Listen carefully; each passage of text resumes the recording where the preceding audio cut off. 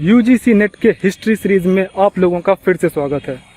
तो आज का टॉपिक है मौर्य साम्राज्य, जिस पे टोटल 200 एमसीक्यूज प्रैक्टिस करने वाले हैं। तो चलो शुरू करते हैं। पहला है, मौर्य साम्राज्य की स्थापना किसने की थी? बिंबिसार, चंद्रगुप्त मौर्य, समुद्रगुप्त या अशोक? तो चंद्रगुप्त मौर्य। चंद्रगुप्त मौर्य को किस उपाधि से नवाजा गया है? भारत का प्रथम वैज्ञानिक, भारतीय संविधान निर्माता, भारत का मुक्तिदाता या धर्मराज? तो भारत का मुक्तिदाता। चंद्रगुप्त मौर्य की नंद वंश को हराने की योजना का वर्णन किस ग्रंथ में? अर्थशास्त्र, मुद्रा राक्षस, महावंश या कथा सरित सागर? तो मुद्रा राक्षस। अर्थशास्त्र ग्रंथ के लेखक कौन है? पतंजलि, विष्णु शर्मा, कौटिल्य या सोमदेव? तो कौटिल्य हैं। मौर्यकालीन भारत का विवरण इंडिका नामक ग्रंथ में किसने दिया है? प्लूटार्क, मेगास्थनीज, जस्टिन या प्लिनी? तो मेगास्थनीज ने दिया है। चंद्रगुप्त मौर्य को यूनानी ग्रंथों में किस नाम से जाना जाता है? सेंड्रोकोट्स, आंड्रोकोट्स, एंड्रोकोप्ट्स या उपरोक्त सभी? तो उपरोक्त सभी। मुद्रा राक्षस ग्रंथ के लेखक कौन थे? भद्रबाहु, विष्णु शर्मा, विशाखदत्त या कौटिल्य? तो विशाखदत्त थे। अर्थशास्त्र किस विषय से संबंधित ग्रंथ है? साहित्य, धर्मशास्त्र, राजनीति और प्रशासन या खगोल शास्त्र? तो राजनीति और प्रशासन। मौर्यकालीन ताम्रपत्रों में एकमात्र ज्ञात उदाहरण कौन सा है? सौगौरा ताम्रपत्र, महास्थान ताम्रपत्र, बराबर गुफा लेख या शाहबाजगढ़ी लेख? तो सौगौरा ताम्रपत्र। सौगौरा ताम्रपत्र किससे संबंधित है? युद्ध नीति, जल प्रबंधन, अकाल राहत या राजकीय नियुक्ति? तो अकाल राहत से संबंधित। महास्थान अभिलेख में किस नगर का उल्लेख है? अवंती, कौशाम्बी, कुंड्र नगर या वैशाली? तो कुंड्र नगर का उल्लेख। चंद्रगुप्त मौर्य के समकालीन यूनानी राजा कौन थे? सिकंदर, सेल्यूकस निकेटर, फिलाडेल्फस या एंटियोकस? तो सेल्यूकस निकेटर। सेल्यूकस ने चंद्रगुप्त को क्या दिया था? घोड़े, 4 प्रांत और पुत्री, यूनानी दार्शनिक या कोई उपहार नहीं? तो 4 प्रांत और अपनी पुत्री हेलेना का विवाह भी जो है चंद्रगुप्त के साथ कर दिया था। मेगास्थनीज को भारत भेजने वाला ग्रीक शासक कौन था? अलेक्जेंडर, सेल्यूकस, प्लिनी या जस्टिन? तो सेल्यूकस निकेटर था। इंडिका ग्रंथ अब किस रूप में उपलब्ध है? पूर्ण रूप में उपलब्ध है, केवल संस्कृत में उपलब्ध है, उद्धरणों के रूप में उपलब्ध है या गुम हो चुका है? तो उद्धरणों के रूप में उपलब्ध है। यानी दूसरे जो लेखक थे, चाहे वो हमारा जस्टिन हो, एरियन हो, इन लोगों ने जो है इनके जो उद्धरण थे उनका यूज करके जो इनके बारे में थोड़ा बहुत लिखा है कि यहाँ पे जो है ये रेफरेंस लिया गया है, उसी रूप में अब इंडिका पाया गया है। चंद्रगुप्त मौर्य ने अंत में किस धर्म को स्वीकार किया था? बौद्ध धर्म, ब्राह्मण धर्म, आजीवक धर्म या जैन धर्म? तो जैन धर्म स्वीकार किया था। चंद्रगुप्त मौर्य ने कहाँ देह त्याग किया था? काशी, उज्जैन, श्रवण बेलगोला या नालंदा? तो श्रवण बेलगोला में किया था सल्लेखना विधि से। किस अभिलेख से बंगाल विजय की पुष्टि होती है? सौगौरा ताम्रपत्र, महास्थान अभिलेख, जौगढ़ शिलालेख या शाहबाजगढ़ी शिलालेख? तो महास्थान अभिलेख से। काकड़ी मुद्रा का उल्लेख किसमें मिला है? किसमें मिलता है? मुद्रा राक्षस, महास्थान अभिलेख, अर्थशास्त्र या दीपवंश? तो महास्थान अभिलेख। चंद्रगुप्त मौर्य के शासन के समय किस गवर्नर ने सुदर्शन झील बनवाई? राधागुप्त, पुष्यगुप्त वैश्य, महापद्मनंद या टंड? तो पुष्यगुप्त वैश्य। रुद्रदामन के जूनागढ़ अभिलेख में किस मौर्य सम्राट का उल्लेख है? अशोक, बिंदुसार, चंद्रगुप्त मौर्य या दशरथ? तो यहाँ पर क्वेश्चन में थोड़ा सा जो है एरर है, कि यहाँ पे अशोक होता तो चंद्रगुप्त मौर्य नहीं होता, और चंद्रगुप्त मौर्य होता तो अशोक नहीं होता। लेकिन रुद्रदामन का ही जूनागढ़ अभिलेख है जिसमें अशोक और चंद्रगुप्त मौर्य दोनों का पहली बार उल्लेख किया गया है। तो चंद्रगुप्त मौर्य होगा इसका आंसर। वृषभ शब्द का प्रयोग किसके लिए किया गया है? चंद्रगुप्त मौर्य, अशोक, बिंदुसार या चाणक्य? तो चंद्रगुप्त मौर्य के लिए किया गया है। और किसमें किया गया है? तो विशाखदत्त कृत मुद्रा राक्षस में। चंद्रगुप्त मौर्य की माँ का नाम क्या था? कुछ स्रोतों के अनुसार मूर, दधुरा, सुभद्रांगी या कल्याणी? तो कुछ स्रोत कहते हैं कि चंद्रगुप्त मौर्य की माता का नाम मूर था। महापरिनिर्वाण सूत्र में मौर्य को क्या बताया गया है? वृषल, शूद्र, पिपली वन के क्षत्रिय या वैश्विक शासक? तो पिपली वन के क्षत्रिय। पतंजलि के महाभाष्य में किस सभा का उल्लेख है? अशोक की सभा, बिंदुसार की सभा, चंद्रगुप्त मौर्य की सभा या चाणक्य की सभा? तो चंद्रगुप्त मौर्य की सभा। बिंदुसार की यूनानी नाम अमित्रोकेट्स का क्या अर्थ है? शत्रुओं का मित्र, शत्रु का नाशक, शांति प्रिय राजा या युद्ध प्रिय राजा? तो शत्रुओं का नाशक। निम्नलिखित में से बिंदुसार के लिए उपयुक्त एक नाम कौन सा नहीं है? सिंहसेन, अमित्रोचेट्स, बिंदपाल या धर्मराज? तो धर्मराज नहीं है। बिंदुसार ने किस यूनानी शासक को पत्र लिखकर 3 वस्तुओं की मांग की थी? टॉलमी द्वितीय, एंटियोकस प्रथम, फिलाडेल्फस या सेल्यूकस निकेटर? तो एंटियोकस प्रथम से क्या क्या मांगा था? तो अंजीर और एक और कुछ था, उसके बाद दार्शनिक था। तो 2 चीजें उसने भेज दी थी और दार्शनिक नहीं भेजा था। बिंदुसार द्वारा मांगी गई 3 वस्तुएं कौन कौन सी थी? दास, सोना और दार्शनिक, मदिरा, सूखी अंजीर और दार्शनिक, रथ, अश्व और गंध या ग्रीक वस्तुएं, शस्त्र और वस्त्र?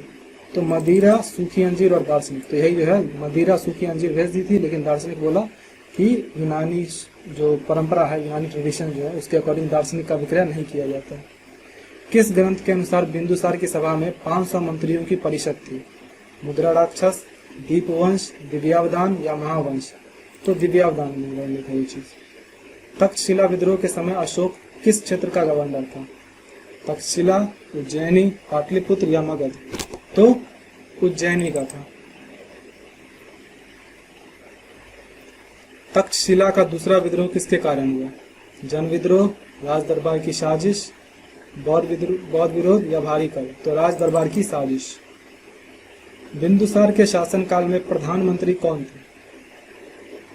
राधागुप्त और पुष्यगुप्त, चाणक्य और राधागुप्त, खल्लाटक और चाणक्य या केवल चाणक्य? तो चाणक्य और राधागुप्त। अशोक की मां का क्या नाम था? दधुरा, सुभद्रांगी, कल्याणी या मौर्वी? तो सुभद्रांगी नाम था। अशोक को किसने राजगद्दी दिलाने में सहायता की थी? चाणक्य, भद्रबाहु, राधागुप्त या खल्लाटक? तो राधागुप्त ने दी थी। अशोक ने कितने भाइयों की हत्या कर गद्दी पाई? 49, 77, 90 या 99? तो 99 भाइयों की हत्या कर अशोक ने गद्दी प्राप्त की थी। अशोक का राज्याभिषेक कब हुआ था? 273 ईसा पूर्व, 269 ईसा पूर्व, 261 ईसा पूर्व या 268 ईसा पूर्व? तो राज्याभिषेक जो है गद्दी उसको भले 273 ईसा पूर्व में मिल गई थी, लेकिन उसके बाद उसने 4 साल जो है वो अपने भाइयों से लड़ने में इन्वेस्ट किया। उसके बाद 269 ईसा पूर्व में जो है उसका राज्याभिषेक होता है। अशोक के लंका के समकालीन राजा का क्या नाम था? मेगस, देवानाम प्रियतिश, पल्ली या तरुमय? तो देवानाम प्रियतिश। किस चीनी यात्री ने अशोक को बिंदपाल कहा? फाहियान, वेन्सांग, फाप्यांचुलिन या इत्सिल? तो फाप्यांचुलिन। अशोक ने श्रीलंका में किस धर्म का प्रचार करवाया? महायान, वज्रयान, स्थाविरवाद या मंदयान? तो स्थाविरवाद, जिसे कि हीनयान भी कहा जाता है। अशोक ने लंका में किन 2 व्यक्तियों को धर्म प्रचार हेतु भेजा? महेंद्र और संघमित्रा, सुभाष और मेघदूत, देवदत्त और नागसेन, उपगुप्त और राहुल? तो महेंद्र और संघमित्रा जो कि अशोक की ही पुत्र और पुत्री हैं, उन्हीं को भेजा था। किस स्तंभ लेख में अशोक द्वारा लुम्बिनी को कर मुक्त घोषित किया गया? रूपनाथ, रुक्मिणीदेवी, सांची या कौशाम्बी? तो रुक्मिणीदेवी अभिलेख में। अशोक का सबसे लंबा अभिलेख कौन सा है? शाहबाजगढ़ी, भाबरू शिलालेख, सांचित या संख्या 7 स्तंभ लेख? तो देखो यहाँ पे सबसे बड़ा शिलालेख नहीं पूछ रहा है, सबसे लंबा शिलालेख पूछ रहा है, तो वो है संख्या 7 स्तंभ लेख। अशोक का सबसे छोटा शिलालेख कौन सा है? भाबरू शिलालेख, लघु स्तंभ लेख सांची, रुक्मिणीदेवी स्तंभ लेख या कौशाम्बी लेख? तो रुक्मिणीदेवी स्तंभ लेख। इसी में जो है लुम्बिनी के बारे में उन्होंने बताया है कि लुम्बिनी जब वो अपने यात्रा पर गई लुम्बिनी के, तो वहाँ का धार्मिक कर हटा दिया और वहाँ का जो भूकर था उसको 1/6 से घटाकर 1/8 कर दिया। किस स्थान से अशोक की मूर्ति और नाम एक साथ मिले? सांची, कनगनहल्ली, सारनाथ या अमरावती? तो कनगनहल्ली। अशोक के अभिलेखों से प्रयुक्त 4 प्रमुख लिपियां कौन सी हैं? ब्राह्मी, खरोष्टी, ग्रीक, अरामेइक, खरोष्टी नागरी संस्कृत ब्राह्मी, खरोष्टी पाली ब्राह्मी चीनी या ब्राह्मी संस्कृत फारसी ग्रीक? तो खरोष्टी, ब्राह्मी, ग्रीक और अरामेइक, जिसमें सबसे इम्पोर्टेंट जो है, जिसमें सबसे ज्यादा अभिलेख मिले हैं, वो है ब्राह्मी लिपि। अशोक के कितने वर्ष तक के शासन का विवरण शिलालेखों में मिलता है? 10 वर्ष, 21 वर्ष, 29 वर्षों तक या 35 वर्षों तक? तो 29 वर्षों तक का मिलता है। अशोक के सबसे दक्षिणी शिलालेख का क्या नाम है? अमरावती, एरगुडी, सन्नाथी या रूपनाथ? तो एरगुडी नाम है।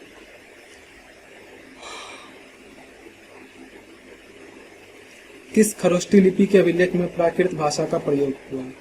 शाहबाज, गरी और मानसेहरा, तक्षशिला, नागार्जुन कोंडा या सांची और सारनाथ? तो शाहबाज, गरी और मानसेहरा जो है, इन दोनों अभिलेखों में खरोष्टी लिपि का प्रयोग हुआ है, लेकिन भाषा प्राकृत थी। अशोक द्वारा भेजे गए 5 यूनानी राजाओं में से कौन शामिल नहीं थे? अशोक द्वारा यहाँ पे दूत भेजना चाह रहा था, कहाँ कहाँ उसने अपना दूत भेजा था? तो एंटियोकस, मेगस, अलेक्जेंडर या जस्टिन? तो जस्टिन जो है वो नहीं था। अशोक के धर्म का मुख्य उद्देश्य क्या था? बौद्ध धर्म का प्रचार, सैन्य विस्तार, नैतिक जीवन को बढ़ावा देना या ब्राह्मणों का वध? तो नैतिक जीवन को बढ़ावा देना। अशोक का धम्म श्रवण किसमें वर्णित है? 7वां अभिलेख, प्रथम स्तंभ लेख, 12वां शिलालेख या गुफा लेख? तो 7वें अभिलेख में वर्णित है। अशोक के धम्म में कौन सी बात शामिल नहीं है? माता पिता की सेवा, प्राणियों को कष्ट देना, सच बोलना या दासों से अच्छा व्यवहार करना? तो प्राणियों को कष्ट देना नहीं। अशोक के अनुसार धम्म के लिए ग्रीक शब्द क्या था? आयोस, यूसेबिया, सेबास या एनालगिया? तो यूसेबिया है। धम्म महामात्र की नियुक्ति अशोक ने किस वर्ष की? 5वें वर्ष, 10वें वर्ष, 13वें वर्ष या 20वें वर्ष? तो 13वें वर्ष की। अशोक के शासनकाल में अनुसंयान शब्द किसके लिए प्रयुक्त है? युद्ध अभियान, दूत यात्रा, धार्मिक भ्रमण या जनगणना?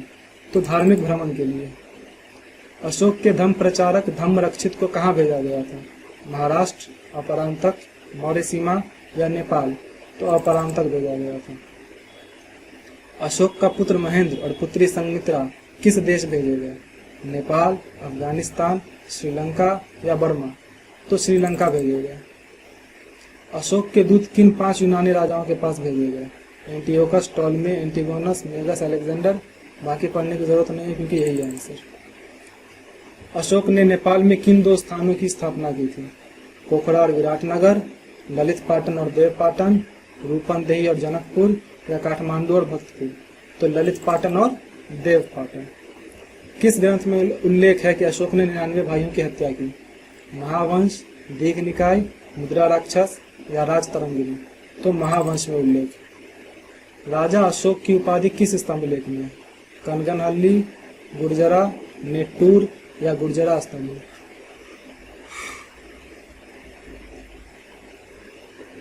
तो गजुरा स्तंभ लेख है।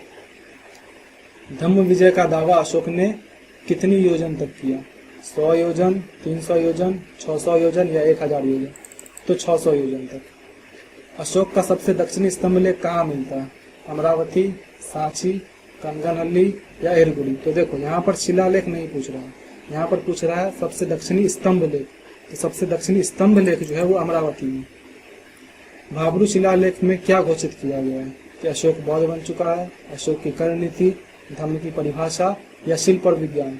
तो अशोक जो है इसके बौद्ध होने का सबसे बड़ा प्रमाण भाब्रू शिलालेख।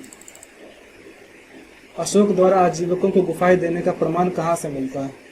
नागार्जुन कोंडा, बराबर गुफा, एलोरा या भीमबेटका? तो बराबर की गुफा से मिलता है। नागार्जुन गुफाओं में लेख किसने लिखवाया? अशोक, बिंदुसार, दशरथ या संप्रति? तो दशरथ ने लिखवाया।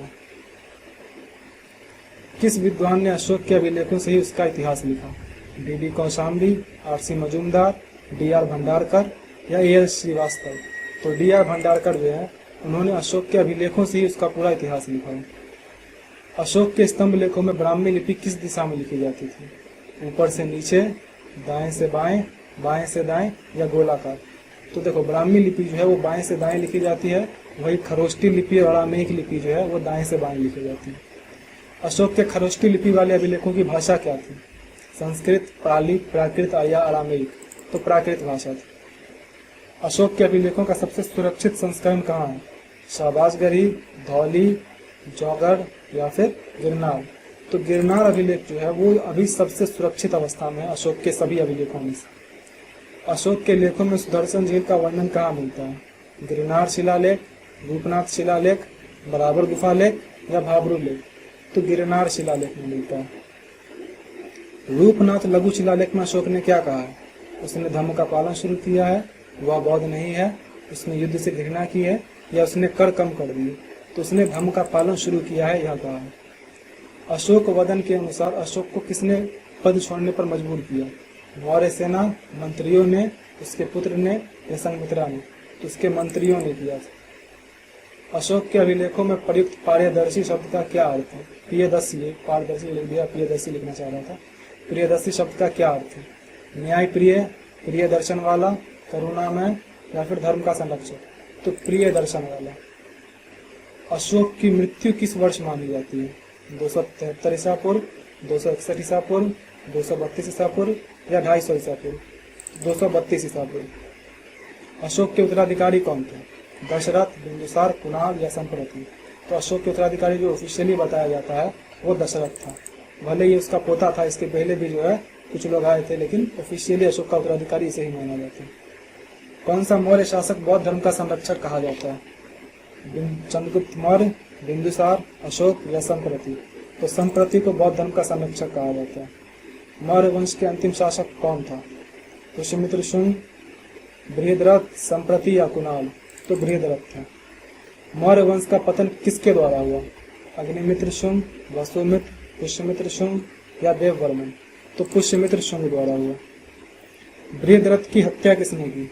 संप्रति, पुष्यमित्र शुंग, अग्निमित्र या राधागुप्त? तो पुष्यमित्र शुंग ने की। अशोक के बाद किसने बराबर की गुफाएं आजीविकों को दान दी थी? दशरथ, बृहद्रथ, कुणाल या संप्रति? तो दशरथ ने दी थी। किस मौर्य शासक ने गांधार और अफगान क्षेत्र में बौद्ध धर्म फैलाया? अशोक, कुणाल, संप्रति या दशरथ? तो संप्रति ने फैलाया। संप्रति के शासनकाल में बौद्ध धर्म किस ओर विस्तृत हुआ? उत्तर भारत, पश्चिमी भारत, दक्षिण भारत या पूर्वोत्तर भारत? तो दक्षिण भारत में फैला। संप्रति को किसके समान बौद्ध धर्म का प्रचारक कहा गया? अशोक, बिंदुसार, कुबेर या उपगुप्त? तो अशोक के ही समान कहा गया। अशोक का पौत्र कौन था? कुणाल, दशरथ, बृहद्रथ, संप्रति? तो दशरथ भी था, संप्रति भी था, इसलिए इसको कुछ कहा नहीं जा सकता। मौर्यकालीन समाज में अरण्यक किसे कहा जाता है? नगरवासी, वनवासी, कृषक वर्ग या दास वर्ग? तो वनवासी। मौर्य काल में रज्जुक का क्या कार्य था? राजस्व अधिकारी, न्यायाधीश और सर्वेक्षक, सैनिक प्रमुख या नगर रक्षक? तो न्यायाधीश और सर्वेक्षक। मौर्य काल में युक्त शब्द का क्या अर्थ है? मंत्री, सचिव, लेखपाल या लेखाधिकारी या सैन्य अधिकारी? तो लेखपाल या लेखाधिकारी। मौर्य प्रशासन में महामात्य किसे कहते थे? मंत्री, सैनिक, कलाकार या पुरोहित? तो मंत्री या उच्च अधिकारी को महामात्य कहते थे। मौर्यकालीन नगर प्रशासन के लिए कौन जिम्मेदार था? नगर अधिकारी, महामात्य, अमात्य या सेनापति? तो नगर अधिकारी थे। धम्म महामात्य का कार्य क्या था? कर वसूली, धम्म का प्रचार, सैन्य संचालन या गुप्तचर कार्य? तो धम्म का प्रचार था।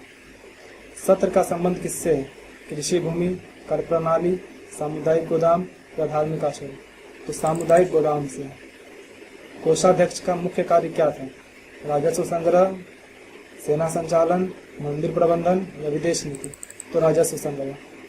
अर्थशास्त्र में संस्थाध्यक्ष किसका प्रमुख होता था? व्यापारिक संस्थान, सैनिक टुकड़ी, न्यायिक विभाग या धार्मिक मंडल? तो व्यापारिक संस्थान का प्रमुख था। धर्म स्थीय और कांटिक शोधन किससे संबंधित थे?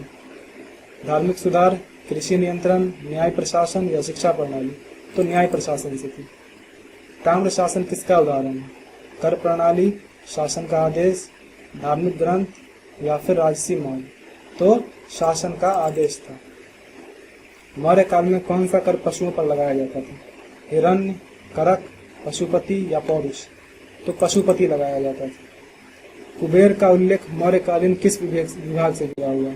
व्यापार विभाग, धन संग्रह विभाग, युद्ध विभाग या कृषि विभाग? तो धन संग्रह विभाग से था। मौर्यकालीन अभिलेखों का मुख्य उद्देश्य क्या था? युद्ध विजय का प्रचार, कर व्यवस्था का विवरण, धर्म और नैतिक मूल्यों का प्रचार या वंश वृत्तांत? तो धर्म और नैतिक मूल्यों का प्रचार। तो 100 क्वेश्चन कंप्लीट हुए। अब बाकी के 100 क्वेश्चन करते हैं। मौर्य काल में सर्वोच्च प्रशासक कौन होता था? प्रधानमंत्री, सम्राट, महामात्य या युक्त? तो सम्राट होता था। मौर्य प्रशासन में महामात्य का कार्य क्या था? धार्मिक कार्य, न्यायिक प्रमुख, प्रशासनिक उच्चाधिकारी या सैनिक संचालक, तो प्रशासनिक उच्चाधिकारी। अर्थशास्त्र के अनुसार मौर्यकालीन राज्य की राजधानी कौन सी थी? उज्जैन, पाटलिपुत्र, तक्षशिला या कांची, तो पाटलिपुत्र थी। मौर्य काल में युक्त किसे कहा जाता था? सैनिक अधिकारी, लेखाधिकारी या लिपिक, व्यापारी या पुजारी, तो लेखाधिकारी या लिपिक। मौर्य काल में अमात्य किसका कार्यभार संभालते थे? धार्मिक अनुष्ठान, सलाहकार और प्रशासक, सैनिक रणनीति या भूमि कर वसूली, तो सलाहकार और प्रशासक। राजुक मौर्य प्रशासन में किस कार्य से जुड़ा था? नगर नियोजन, कर निर्धारण और न्याय, धार्मिक मामलों का संचालन या सैन्य गुप्तचर, तो कर निर्धारण और न्याय। नगर प्रशासन का मुख्य अधिकारी कौन होता था? युक्त, नगराध्यक्ष, धर्म महामात्य या सेनापति, तो नगराध्यक्ष था। धर्म महामात्य किस कार्य के लिए नियुक्त किए जाते थे? धार्मिक स्थानों की रक्षा, धर्म के प्रचार हेतु, न्यायिक सुनवाई या राजकोष का लेखा जोखा, तो धर्म के प्रचार हेतु। अर्थशास्त्र में कुल कितने विभागाध्यक्षों का उल्लेख मिलता है? 12, 18, 24 या 30, तो 18 विभागाध्यक्षों का उल्लेख मिलता है। कोषाध्यक्ष का मुख्य कार्य क्या था? सैनिक प्रबंधन, कोष का प्रबंधन, धार्मिक आयोजन या भूमि सुधार, तो कोष का प्रबंधन। संस्था अध्यक्ष किस विभाग से संबंधित होता था? धार्मिक संस्था, व्यापारिक संस्थान, तो राजकोष या शिक्षा विभाग, तो व्यापारिक संस्थान से। धर्मस्थीय एवं कंटक शोधन किससे संबंधित है? न्याय प्रणाली, कृषि विभाग, नगर प्रशासन या सैन्य संगठन, तो न्याय प्रणाली से थे। मौर्य काल में किस प्रकार की सेना थी? स्थायी सेना, अस्थायी सेना, भारे की सेना या जन मिलिशिया सेना, तो स्थायी सेना थी। मौर्य काल की सेना में किस इकाई का वर्णन नहीं मिलता? हाथी सेना, टैंक सेना, रथ सेना या पैदल सेना, तो टैंक सेना ऑफकोर्स उस समय नहीं थी। मौर्यकालीन समाज में वर्ण व्यवस्था का आधार क्या था? जन्म, गुण एवं कर्म, संपत्ति या शिक्षा, तो गुण एवं कर्म था। मौर्य काल में स्त्रियों की स्थिति कैसी थी? स्वतंत्र और समान, निम्न और निर्बल, गरिमापूर्ण पर नियंत्रित या राजनीतिक रूप से सक्रिय, तो गरिमापूर्ण था पर नियंत्रित था। चंद्रगुप्त मौर्य के समय कौन सा धर्म प्रमुख था? जैन धर्म, बौद्ध धर्म, ब्राह्मण धर्म या आजीवक धर्म, तो भले ही चंद्रगुप्त मौर्य ने जैन धर्म को प्रश्रय दिया था, लेकिन उस टाइम पे जो धर्म प्रमुख था वो था ब्राह्मण धर्म। मौर्य काल में प्रमुख आर्थिक आय का स्रोत क्या था? व्यापार कर, भूमि कर, सैन्य अधिभार या गौपालन कर, तो भूमि कर था। सीताध्यक्ष का कार्य क्या था? नगर रक्षा, कृषि का निरीक्षण, धर्म प्रचार या शिल्प संचालन, तो कृषि का निरीक्षण था। प्रणयाध्यक्ष किससे संबंधित था? कृषि व्यवस्था, व्यापार नियंत्रण, न्यायिक व्यवस्था या धार्मिक कार्य, तो व्यापार नियंत्रण से। किसके अनुसार मौर्यकालीन भारत में राज्य ही सबसे बड़ा व्यापारी था? कौटिल्य, अशोक, मेगास्थनीज या विष्णुगुप्त, तो कौटिल्य के अनुसार। अर्थशास्त्र के अनुसार मौर्य राज्य का कर प्रतिशत क्या था? 1/6, 1/4, 1/8 या 1/5, तो 1/6 था। मौर्य काल में तोल माप विभाग के लिए कौन उत्तराधिकारी था? दंडाध्यक्ष, धर्माध्यक्ष, तुलाध्यक्ष या संहिताध्यक्ष, तो तुलाध्यक्ष था। मौर्य काल में विदेशी व्यापार का नियंत्रण कौन करता था? स्थापत्य अधिकारी, विदेशाध्यक्ष, समुद्राध्यक्ष या नगारिक, तो विदेशाध्यक्ष था। लवणाध्यक्ष किस विभाग से संबंधित था? शस्त्र विभाग, जल विभाग, नमक विभाग या शिक्षा विभाग, तो नमक विभाग से संबंधित था। मौर्य काल में सूनाध्यक्ष किससे संबंधित था? कर प्रणाली, सोने चांदी का व्यापार, युद्ध नीति या कृषि व्यवस्था, तो सोना चांदी का व्यापार। मौर्य काल में किस धातु का उपयोग मुद्रा निर्माण में होता था? सोना, तांबा, चांदी या टीन, तो चांदी का उपयोग होता था। मौर्य काल में प्रयुक्त मुद्रा का नाम क्या था? दिनार, मिश, कारशापन या रूपक, तो कारशापन था। मौर्य काल में उद्योगों के नियमन हेतु कौन अधिकारी उत्तरदायी थे? कोषाध्यक्ष, स्थापत्याध्यक्ष, शिल्पाध्यक्ष या पंचायत अधिकारी, तो उद्योगों के नियमन के लिए शिल्पाध्यक्ष उत्तरदायी था। मौर्य काल में ग्रामिक किसे कहा जाता था? ग्राम का पुजारी, ग्राम प्रमुख या मुखिया, कर अधिकारी या शिक्षा निरीक्षक, तो ग्राम प्रमुख या मुखिया। मेगास्थनीज ने ग्रामों की व्यवस्था का उल्लेख किस ग्रंथ में किया है? हिस्टोरिका, इंडिका, एनाबेसिस या मेमोइर्स, तो इंडिका में किया है। मौर्य काल में सूत और मागध का संबंध किससे था? युद्ध, ज्योतिष, राज दरबार में गायन वादन या कृषि कार्य? तो राज दरबार में गायन वादन। मौर्यकालीन समाज का मुख्य आधार क्या था? धन, वर्ण और कर्म, भाषा या लिंग भेद? तो वर्ण और कर्म। मेगास्थनीज ने भारत में कितनी सामाजिक श्रेणियों का वर्णन किया है? 4, 5, 6 या 7? तो 7 का किया। मौर्यकालीन समाज की सबसे ऊंची श्रेणी कौन सी थी? दार्शनिक, कृषक, सैनिक या लेखपाल?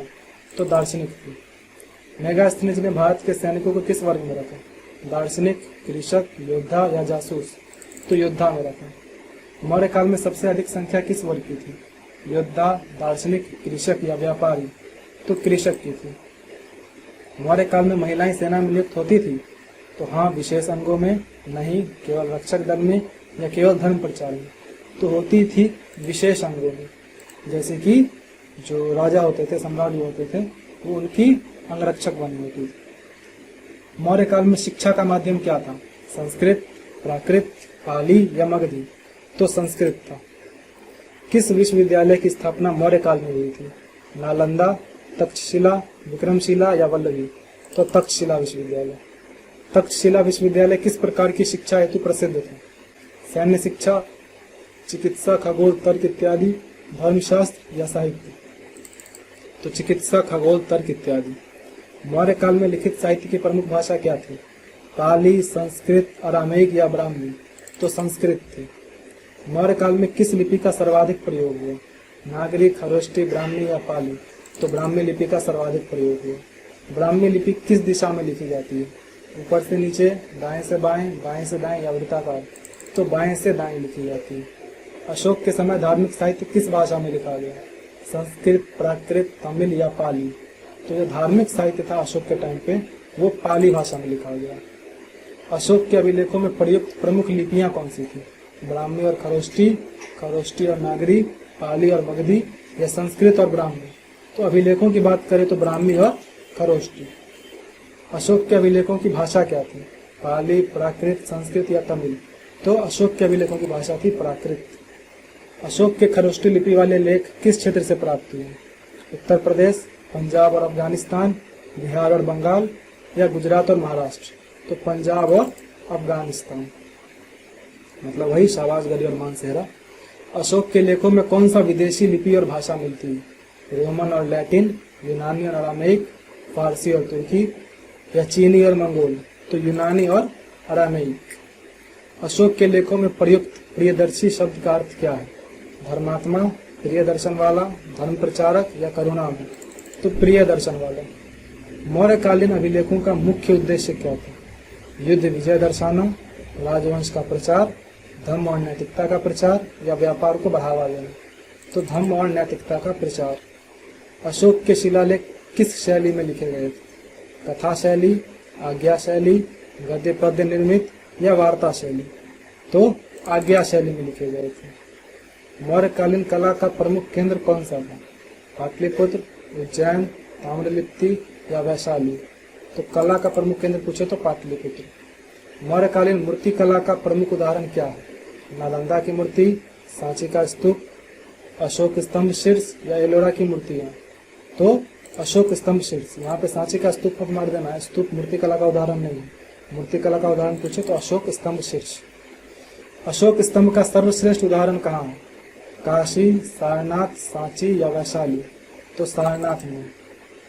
अशोक स्तंभ के शीर्ष पर कौन कौन से पशु अंकित हैं? सिंह, हाथी, बैल, घोड़ा, शेर, बकरी, हिरन, बैल, हाथी, घोड़ा, सुअर, बैल या सिंह, बाघ, हाथी, मोर? तो सिंह, हाथी, बैल और घोड़ा। अशोक स्तंभ का शेर राष्ट्रीय प्रतीक कब बना? 26 जनवरी 1950, 15 अगस्त 1947, 26 नवंबर 1949 या 26 जनवरी 1952? तो 26 जनवरी 1950, जब संविधान लागू हुआ। अशोक स्तंभ शीर्ष की विशेषता क्या है?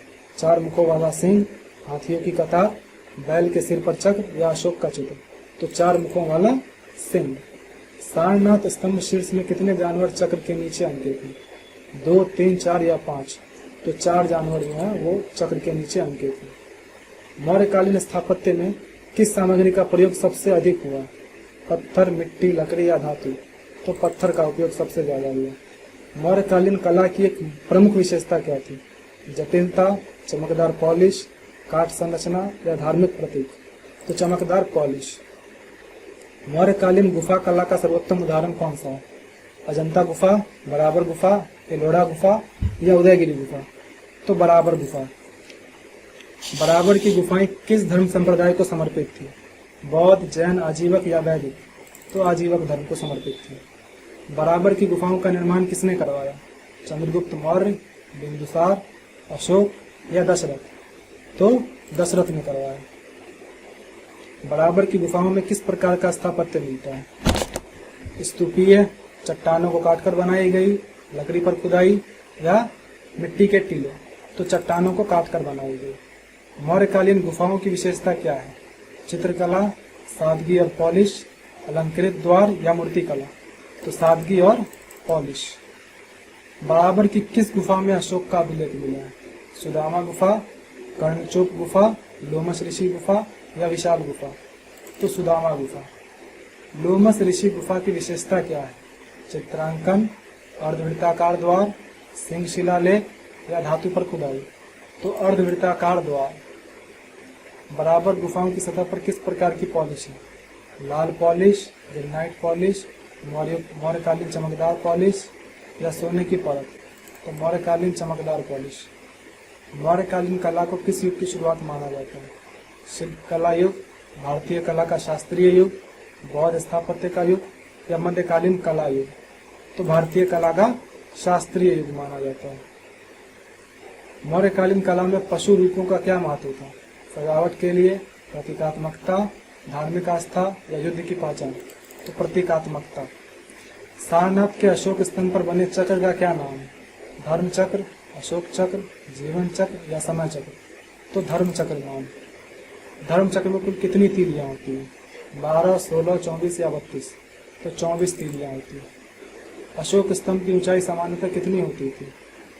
10 से 12 फीट, 20 से 30 फीट, 40 से 50 फीट या 60 से 70 फीट? तो 40 से 50 फीट। सारनाथ के स्तंभ के शीर्ष को किस कलाकार ने बनाया था?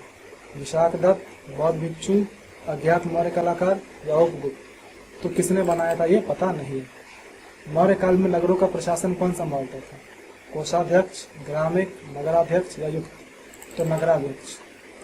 नगराध्यक्ष को कुल कितने विभागों का कार्य सौंपा गया? 3, 6, 8 या 5? तो 6 विभागों का कार्य। मौर्य काल में दासों की दशा कैसी थी? अत्यंत दयनीय, मानव अधिकार युक्त, पशुतुल्य या पूर्ण स्वतंत्र? तो मानव अधिकार युक्त थे। इस वजह से जो मेगास्थनीज यहाँ आया था उसने बोला था कि भारत में दास प्रथा नहीं थी, तो इसलिए इसने बोला था क्योंकि यहाँ दासों की स्थिति बहुत संतोषजनक थी, तो इसलिए उसे लगा कि शायद यहाँ दास प्रथा नहीं होगी। मौर्य काल में बाल विवाह की क्या स्थिति थी? सामान्य था, निषेध था, राज्य द्वारा प्रोत्साहित था या केवल राजाओं में होता था? तो बाल विवाह सामान्य था। मौर्यकालीन आर्थिक प्रणाली किस पर आधारित थी? उधारी प्रणाली, व्यापारिक पूंजीवाद, कृषि आधारित अर्थव्यवस्था या विदेशी आयात? तो कृषि आधारित अर्थव्यवस्था। मौर्य शासन में व्यापार पर किसका नियंत्रण था? स्थापत्याध्यक्ष, संयंत्राध्यक्ष, पण्याध्यक्ष या धर्म महामात्र? तो पण्याध्यक्ष था। मौर्यकालीन व्यापार में मुद्रा का प्रचलन था? हाँ, नहीं, केवल विदेशी व्यापार में या केवल नगरों में? तो बिल्कुल था। मौर्य प्रशासन में सामंत शब्द का प्रयोग किस लिए किया गया? दास के लिए, सेनापति के लिए, अधीनस्थ राजा के लिए या कर अधिकारी के लिए? तो अधीनस्थ राजा के लिए किया गया। नागरिक किसे कहा जाता है? ग्रामीण अधिकारी, नगर रक्षा प्रमुख, नगर का मुख्य अधिकारी या स्थापत्य प्रमुख? तो नगर का मुख्य अधिकारी। मौर्य काल में महिलाओं को नौकरी में रखने के लिए कौन सी व्यवस्था थी? पूर्ण प्रतिबंध, कुछ क्षेत्रों में अनुमति, केवल शाही सेवा या केवल धार्मिक कार्य? तो कुछ क्षेत्रों में अनुमति थी। मौर्य काल में नारी शिक्षा की स्थिति कैसी थी? अनिवार्य, केवल उच्च वर्ग तक सीमित, सर्वसुलभ या पूर्ण निषेध? तो केवल उच्च वर्ग तक सीमित थी। अर्थशास्त्र में कुल कितने अधिकारियों का उल्लेख है? 12, 18, 27 या 36? तो 36 अधिकारियों का उल्लेख। मौर्य प्रशासन में दंडाध्यक्ष का क्या कार्य था? कृषि निरीक्षक, कृषि निरीक्षण, न्याय और दंड व्यवस्था, व्यापारिक कर निर्धारण या शाही निर्माण कार्य? तो न्याय और दंड व्यवस्था। अशोक के अभिलेखों का सबसे बड़ा संग्रह कहाँ है? दिल्ली, जूनागढ़, धौली या रूपनाथ? तो दिल्ली में। अशोक के काल में धम्म प्रचारकों की नियुक्ति कहाँ तक हुई थी? भारत के भीतर ही, श्रीलंका और मध्य एशिया, केवल दक्षिण भारत या केवल उत्तर भारत? तो श्रीलंका और मध्य एशिया। अशोक के शिलालेखों में प्रयुक्त प्रतीक धम्म चक्र किसे दर्शाता है? युद्ध, शांति और नीति, धर्म का चक्र या अशोक की वंशावली? तो धर्म का चक्र दर्शाता है। मौर्य काल में धातु शिल्प का उपयोग किसमें हुआ? केवल युद्ध सामग्री में, केवल सजावटी वस्तुओं में, मूर्ति कला, अस्त्र शस्त्र इत्यादि में या धर्म प्रचार में? तो मूर्ति कला, अस्त्र शस्त्र इत्यादि में धातु शिल्प का प्रयोग हुआ। मौर्य काल में स्थापत्य के उदाहरण कौन कौन से हैं? शिलालेख, गुफा, स्तंभ, महल, मंदिर, मूर्ति, किला, बाजार, सड़क या विद्यालय, धर्मशाला, जलाशय? तो शिलालेख, गुफा और स्तंभ। मौर्य काल में किस लिपि का उपयोग अशोक के दक्षिण भारत के लेखों में हुआ? ब्राह्मी, तमिल ब्राह्मी, खरोष्ठी या नागरी? तो ब्राह्मी लिपि का उपयोग हुआ। अशोक द्वारा भेजे गए बौद्ध मिशनरियों में कौन प्रमुख थे? उपगुप्त और वसुबंधु, महेंद्र और संघमित्रा, बुद्ध घोष और नागसेन या बोधिसत्व और अजातशत्रु? तो महेंद्र और संघमित्रा थे। धम्म शब्द अशोक के लिए क्या दर्शाता है? केवल बौद्ध धर्म, ब्राह्मण धर्म, नैतिक सामाजिक मूल्यों का एक आचार संहिता या धार्मिक युद्ध? तो नैतिक सामाजिक मूल्यों का एक आचार संहिता। अशोक की धम्म नीति का मुख्य उद्देश्य क्या था?